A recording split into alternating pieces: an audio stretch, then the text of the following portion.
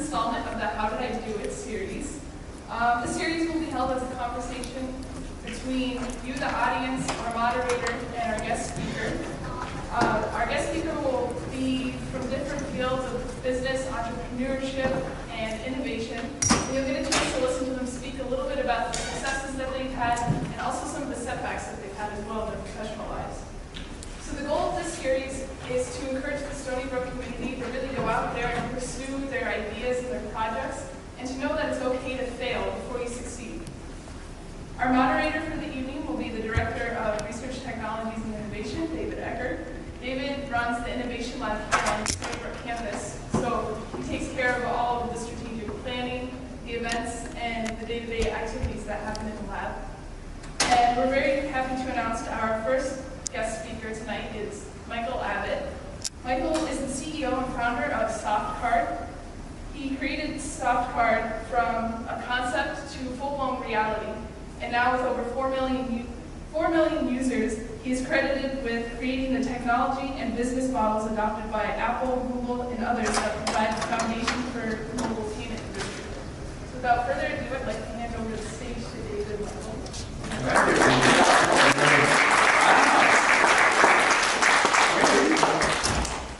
So thanks. That's my honor to be here. Maybe I'm going to take it over here a little bit and try something a little. Since we got a small crowd, maybe we'll do this just a little bit differently. So look, I remember sitting in your don't stand up. Like an election hall here. I remember sitting in your seats. God, it's like my wife was over here, so she was an electrical engineer here also. I graduated in 1989. And I remember sitting here listening to people telling me about what had happened, and I remember thinking back, I'm like, wow, Mike, and you're sitting there, you're in college right now, you're going through your engineering program, you have no idea what's in front of you, right? You have no idea. You're like, what is going to possibly happen to me? For most of you, if you're a junior, senior, you're just trying to get a job right now and get employed, right? And move on or get to graduate school.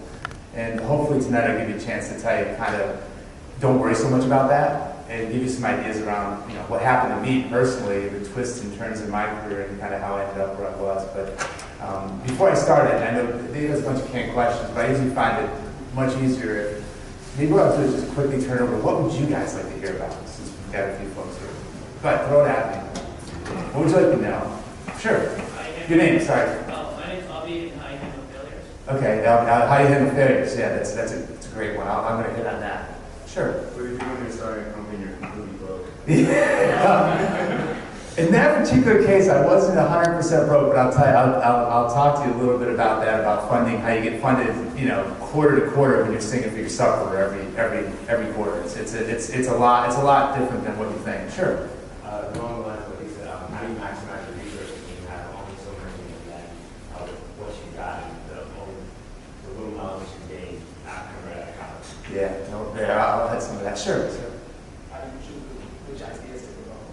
By the way, great question. We just said, everybody caught that? How do you choose which ideas to develop? I'll tell you one of the things, we'll hit on this. One of the things I've learned throughout my career, strategy. Everybody talks about strategy, and I'll talk quite a bit about that. Strategy is not what you do. Strategy is what you decide not to do. It's more important what you decide not to do, what you put on the side, than what you actually do. Because it's around focus. You have limited resources, and I'll hit on that too. Sure. How did you get people to listen to your ideas, or what kind of comments and contributions you make in order to get it off the top? That is a fantastic question, because it's something that I failed at early on, miserably failed at. And as engineers, I'll give you a little bit of the learnings I had on that front. It's a good one. Sure. Yeah, I'm going to talk about that in detail, about the big failure that I had early on, and you'll find interesting. Anyone else? Sure. How do you start off from your freshman year? How did I what? How do you start off from your freshman year? What do you do and what do you not do? Oh, from my freshman year here? Yeah, I pulled my transcript when I came in, because I forgot what I had done, so I go back and look at that right now. Why Richmond here? What? That's a good question. I'll hit on that too. Why not do something like philosophy? Sure. Anybody else? Well, good. Maybe what I'll do then is, if it's okay, I'm going to start with how I got here. Walk you quickly through what happened to me, a couple big things in my life that kind of hit on some of the questions you had early on that informed what happened to me. And then we'll open up for Q&A, so maybe I'll have some more time. And if there's something really interesting, go ahead and interrupt me. There's enough people in the room small. So look, I came to Stony Brook in 1985, right? I had grown up in upstate New York on a small farm, so I didn't know anything. So back to somebody's question around why electrical engineering, I didn't have a clue, right? My father was kind of a cabinet maker, worked for the local town, my mother was a math teacher. So right, I had absolutely, middle of nowhere, didn't know. But what happened was, and back to influences in your life, what happened was when I was growing up in upstate New York, obviously I had some gears on the math side. It turned out there was a guy across the street that had a PhD from Princeton in math. And they were building a nuclear power plant, kind of like The Simpsons, right? You know, but upstate New York style. And he took me under his wings. And Dr. Rainer, he kind of taught me, he kind of pushed me along. And you know, so very early on in my life, when I was in high school, he pushed me along and said, you got to do something bigger. And he encouraged me to move along. And what happened was, you know, like everybody else, I applied to a lot of different schools, but didn't have my money, right? Like debt broke, you know, parents couldn't afford anything. So, you know, applied to all the higher schools in Stony Brook. Got in, I got an electrical engineering program, just kind of checked off. Electrical engineering, give it a shot, right? It sounds like it's pretty interesting. Didn't really know a lot about it. I looked fooling around with things. I like tinkering and building, so that's how I ended up in engineering.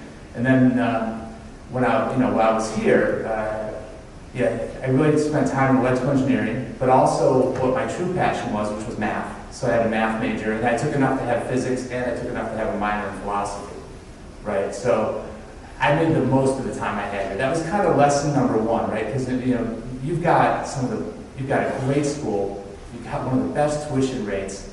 I just loaded up on every single course I could take out there, right? And then what happened is I went through all that. What I would tell you is it built an incredible foundation, and I'll get to that. So I spent my 4 years here at Stony Brook. I never moved out of the I guess the Benedict, Neil Neals, you know, where they put all the freshmen. I kind of just like that lifestyle a little bit. I had a little too much fun, let's say, while I was here. But it was a great time. Fond memories of it. And there was a few people in there that kind of really, on the electrical engineering side, turned me. And one of them was here tonight, Dr. Short, if you guys know Dr. Ken Short, in electrical engineering 380, if I remember the course number right? And what I all of a sudden realized was that I could build things. It was kind of a combination of my dad being a cabinet maker and then me liking to build things. And when I saw that you could take circuits and bring all this stuff together and start making things happen, it was fantastic. So went through all of Stony Brook, had a great time, had a lot of fantastic memories. And then like you, I started graduating, so I got to find a job, right? Met my future wife, who was also an electrical engineer from Stony Brook here, who was in the same classes with me. And we graduated and had to find a job, right? So it was 1989. There wasn't a lot of jobs that we had, especially in electrical engineering, honestly. So just kind of threw my resumes out, you know, at that time to everybody who could. And I got a job, really this is the extent of my career plan. I got a job in Syracuse, New York, with a company called Syracuse Research. And it turns out that Syracuse Research was an adjunct of the NSA and another agency with three-letter name that I'm not allowed technically to say, right? So walk in there, and my first job, you know, since I didn't have my security clearances yet, first job was doing angiographic transport layer film. So digitizing that, doing digital signal processing on it. Eventually ended up doing cryptographic work for them, for the agencies, and also working on what's called synthetic aperture radar. And synthetic aperture radar is when you're looking at multiple signals coming in and trying to figure out where they're going from. You're putting DSP algorithms against it. And one thing that happened in that job, just to things that turn you, all of a sudden this computer came in. It was a Solaris computer. So, you know, for any of you who know BSD Linux type box, nobody knew. Everybody's still using mainframe. So they say, new kid, take this thing. I can tell you one thing, anybody gives you something that's new, take it and run with it. Because I just built that thing out and built out the whole networking system and the infrastructure up there, and ended up taking them all off the deck computers and putting them onto a Linux distributed environment. And I did this all in about 6 months, right?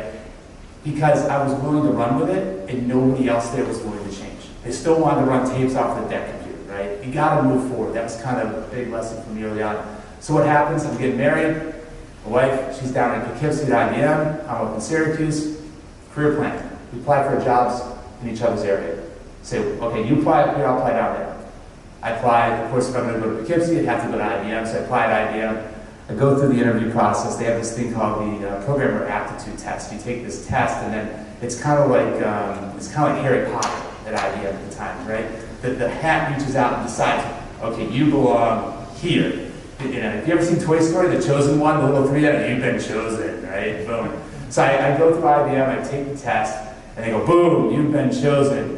IBM research. Drop me into IBM, Watson Labs. Didn't know a darn thing about this, so I had been just kind of fooling around with coding, military stuff for a year. I get thrown into IBM Watson Labs, and the first thing I get to work on is I get thrown into a research group that's working on networking. So this is 1990 time frame. So just to put it in perspective, you know, HTTP, and, you know, what you now know as the World Wide Web really didn't come around until 94, 95. So there was this protocol called SNA that IBM used. And if I'm boring you, you're all engineers, I assume, so hopefully you get this. But there's this protocol IBM used called SNA.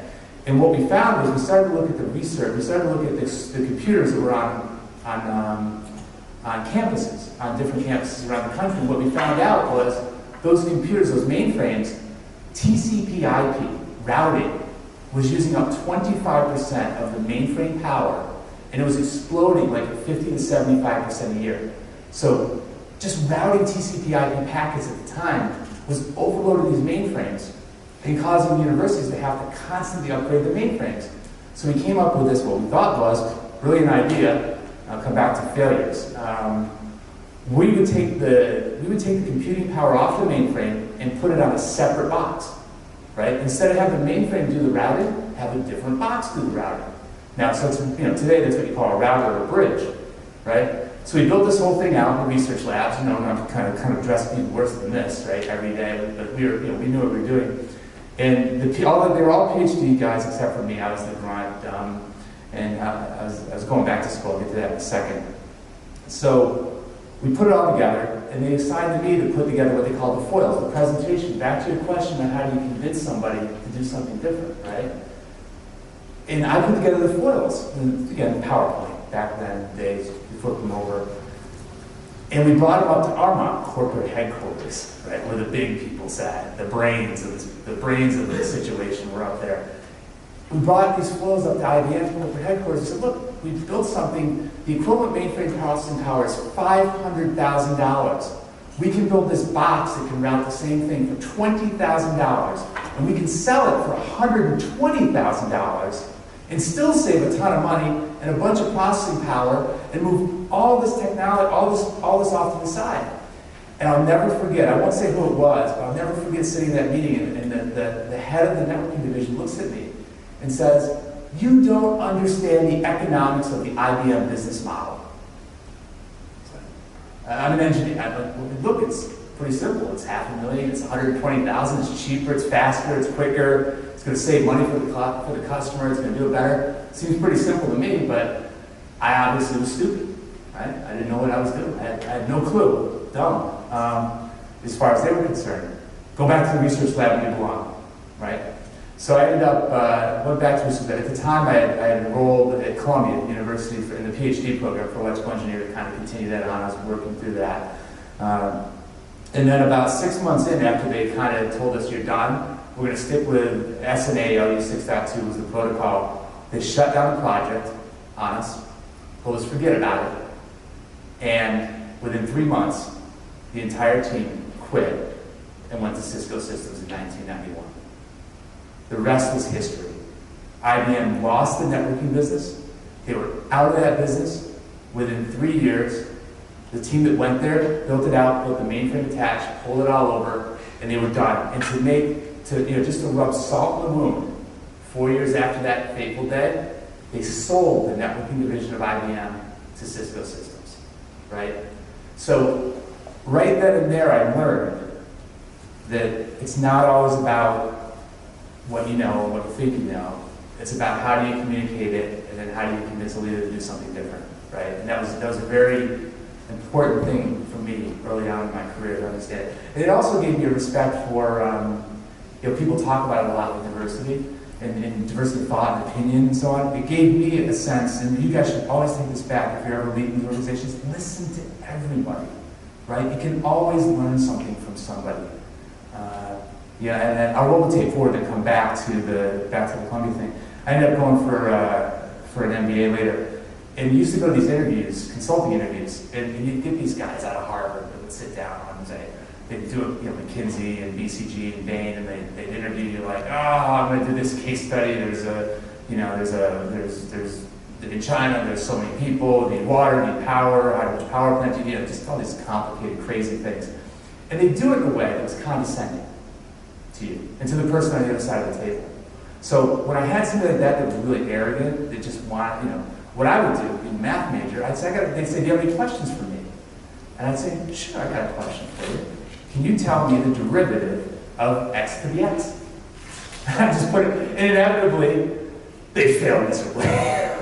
But the point being is that you can learn something from everybody, right? And that's a big lesson I learned at the IBM side around that. And ultimately we failed. So I was in the PhD program at Columbia at the time, in electrical engineering, cranking through it, and then ended up, just kind of stayed through that course. So I didn't go with the guys at Cisco. I stayed with IBM. I ended up doing supercomputer research. So once they closed down that project, did supercomputer research. I was telling Dr. Schwartz earlier today. VHDL designing circuits, how you put all this stuff together, how you basically do tightly coupled architectures around computers, also fault-tolerant ones.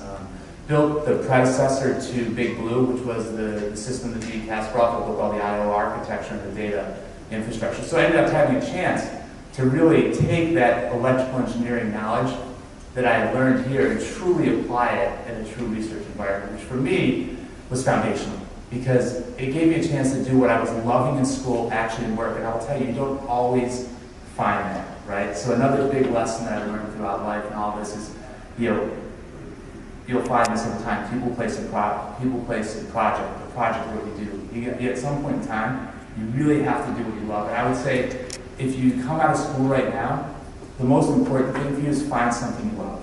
The energy behind it, it's going to show up in what you do, where you go, whether it's in your company. Do what you love initially, right? Really, really go after that. And I'll come back to that on the SoftCard side. So anyways, I was going through that.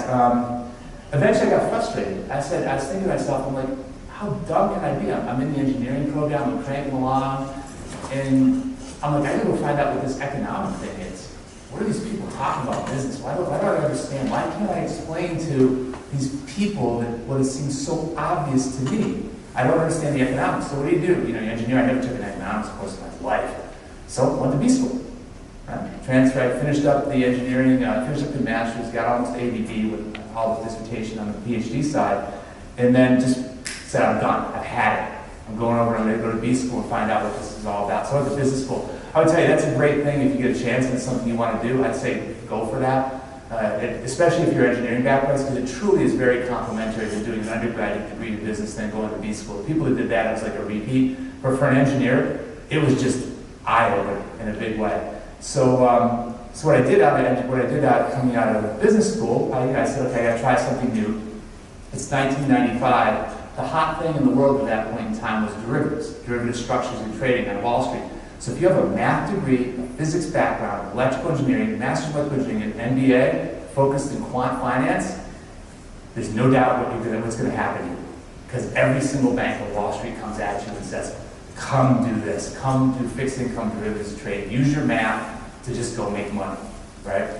So I did. I went to JP Morgan. I took my last semester there, and I went to JP Morgan. Before it was JP Morgan as you know it today, it was the white shoe investment bank. It was more like the Goldman Sachs at the time. They specialized in fixed income trading. So I did fixed income derivative structuring on Wall Street. And what I learned, and this is important about project, what you do, you make a lot of money. But it was picking up nickels in front of a steamroller. Man, the market's just coming at you, and you're just right now, you're pulling nickels out in front. For me, and for a lot of people, that makes a lot of money. I think the guys at Renaissance do a ton of this stuff, right? And they make a ton of money. But you have to love what you do. And for me, I was a builder. If I wasn't building something, I couldn't see where I was going, where it was happening.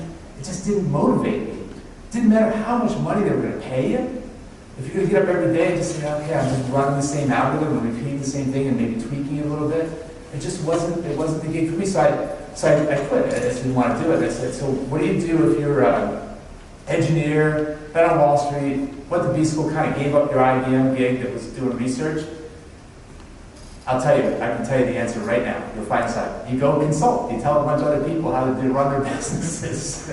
So I ended up at a spin-off from a company called McKinsey, which you may or may not have heard of, right? It's a management consulting firm. I ended up at a spin-off from McKinsey, and this is what changed how I think about business and how I went about it dramatically. This was the big shift for me. And I tell you, as engineers, this is what you'll find. When you're doing engineering, it's ones and zeros. It's wrong, it's right. You're going for 100% perfection, right? You're all taking tests right now. You're getting A's, you're getting graded, boom, boom, boom. There's a right answer, there's a wrong answer, right? And what you find is you become very passionate about what you're doing. You say, I'm going to get this right, I'm going to make this work perfectly, right? And when I went into consulting, the background and the foundations of what engineering teaches you, how to structure and break down problems systematically, was fantastic. But what it didn't teach you, or where engineers fall down on the business side, is it didn't teach you that it's not ones and zeros, right? It's not black and white. It's shades of gray. There's decisions that you have to look at, and it's probabilistic. There's maybe an outcome that's going to work that way, maybe an outcome that's going to work the other way, and it becomes much more of a chess game. Like, you have to make a decision, you ask the question, and think about, what do you do, what do you not do, right? That's where I started to understand the consulting side, where it was, what do I do, what do I not do? So one of my projects was working for American Express in this thing called merchandise services, a business that was failing, was losing money. We had to go in and decide, could we build a better model to turn it around, or we just had to shut it down, right? So we tried for a little while to build a better model, build a mousetrap, tweak the business, but eventually the answer was, shut it down. Just make a call, right? You weren't going to fix it, so you had to kind of start making these different decisions. Anyways, I actually went in there with 4 years, became a partner in the firm, so an owner in the firm, and we sold it. I sold it off to March 1st, so you know about the other piece, you probably didn't hear about the earlier one, so I traded that, I sold it off, and then I kind of had it. So at that point in time, I said, consulting was great, it really did a lot to change my background and my perspective on things, but I wanted to get back to building things. So I ended up going, on a very short version, I ended up going to Fleet Bank, which acquired this company called Havana, with this guy, Joe Saunders, who ultimately became the CEO of Visa, became my mentor. So I switched into financial services, boom, into cards. And what they did there is we started a company separate from the core company in Conshohocken, Pennsylvania, in a converted tire factory. They put us off on the side, and we were just doing our own thing. It was e-com. We were developing e-com strategies in 1999, right? It's the hottest thing going. You have to have young kids in beanbags throwing stuff at each other, doing it off on the side, right? Huge lesson learned about organizational structures in large corporations, right? One was, corporations have a lot of power behind them, but you have to work within the power system to kind of move things forward. We tried to do it off on the side, miserable failure. Went to my boss, told him to fire me, get rid of me, merge this thing back in. He said, nope, we're not going to fire you, we're going to promote you. You're now the head of marketing, media, and the whole thing. You run the whole show, integrate it in, and figure this thing out. So I ended up doing that, turning it around, and that was just a quick couple of years. Joe left and went. Then I ended up at GE. GE called me because they had a private label business that was left for dead, and they just lost Home Depot, 25% of their volume. Business was dropping down, made about $100 million. And that's where I really kind of learned how to run a business, because I spent a decade at General Electric in their consumer finance business, and so this has nothing to do with electrical engineering. I mean, absolutely nothing. But the same problem-solving skills. So came in, looked at this thing, said from a strategy point of view, it was completely messed up, single product, private label, nobody's using it. So what we did, but had a great distribution channel. So you always look for things in your business, back to the prioritization question you're asking. Prioritize around, especially in larger business organizations, where you have a strategic advantage, where's the differentiation that you truly delivered. It turned out that this business had one product, but had a really great distribution channel. So what do you do with a business that has a great distribution channel and one product? You layer a couple other products on top of it. So we invented this thing called a dual card. So if any of you have a Gap Visa card or a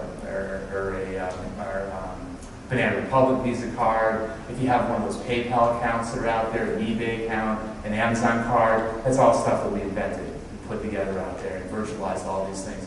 So we ended up putting multiple products in the distribution channel, changing the whole culture, reorganized the place, and turned it from making about $125 million a year to, by the time I left and went off to SoftCard, and I'll talk about in a minute, it was making $1 billion of net income. And I ran all the large front end side of that, right? And so by the, just in terms of people, and 25 direct reports, all with about 30 to 40 people underneath them. Operations in pretty much every place around the world, 250 people in India, with built out a center over there for analytics, and everything, all kinds of different parts of this. And truly kind of applied an engineering approach to every single line of that business to optimize and figure out. So we had a project called Six Sigma, which is really just around how do you constantly improve and engineer on your processes. So really turn that business around. And interesting, during 2007, when GE was in the financial crisis, I was sitting in the middle of that, and we're bleeding ink. I mean, this business, it's about to take a hold. Not our business wasn't, but in general, the commercial paper markets were froze up, which is how you got your money, right? That's the blood, that's the lifeblood of the business. So we were clamping down on everything just to manage through that crisis. And from an experience there, that's another experience that you just can't replicate when you're in the trenches and you just got to make decisions. So another big takeaway I've had in my career is you got to be decisive, right? If you waffle around on decisions for too long on certain things, especially when they're critical, you're going to find that it can really hurt you, right? Because you can overthink a problem. Eventually you got to say, look, I got enough information, back to those shades of gray, cut and run, and just do it. And what you'll find that not making a decision is actually the worst thing you can do, especially in these organizations, because things fester on and they don't get shut down, right? So believe it or not, going back to the IBM example where they shut down that, it's probably a good thing that they actually shut it down, because if they weren't going to do it, there's no reason to keep going, right? Actually, from that perspective, it was pretty good. So managed that card business all the way through the financial crisis. We never lost a nickel during it. Gene went to sell it off. It's now a public company called Synchrony. I helped with all the original IPOs, so that's why you learned about the investment bankers and money and capital markets. You really got into that whole side of it, the offering memorandums and how you actually take a business and you position it out to shareholders to buy it. So set that whole business up for an IPO. And interestingly enough, while I was at IBM, or sorry, I was at GE, Jeff Immelt, the chairman, had put me in touch with Randall Stevenson, the chairman of AT&T, the CEO and chairman of AT&T. And they said, look, we think this is before the financial crisis, we think there's an opportunity. The iPhone had just come out in 2007, so this is about your vision and what you see. The iPhone had come out in 2007. We were working on plastic. We had Walmart, Gap, PayPal, eBay, just to name a few companies out there, Lowe's. So we had an incredible mix of retailers. So we saw the plastic, we saw the phone, and we saw the retailers. And we knew those three things were going to come together. And what we saw, or what we thought we saw, was an opportunity to build a new network. A network to compete with Visa and MasterCard. To put a new payment network on the U.S. landscape. To give you an idea of the perspective of that, that's $4 trillion that go through those networks today. So it was a big deal. And the way we knew we had to do it was, we knew, this is where your engineering and business comes in, right? I knew that the user experience had to be simple. So we knew we had to do something different on the phone to be able to interact at the point of sale. It was going to be incredibly easy for the consumer. That would be safer, more secure, and respect the privacy of the consumer.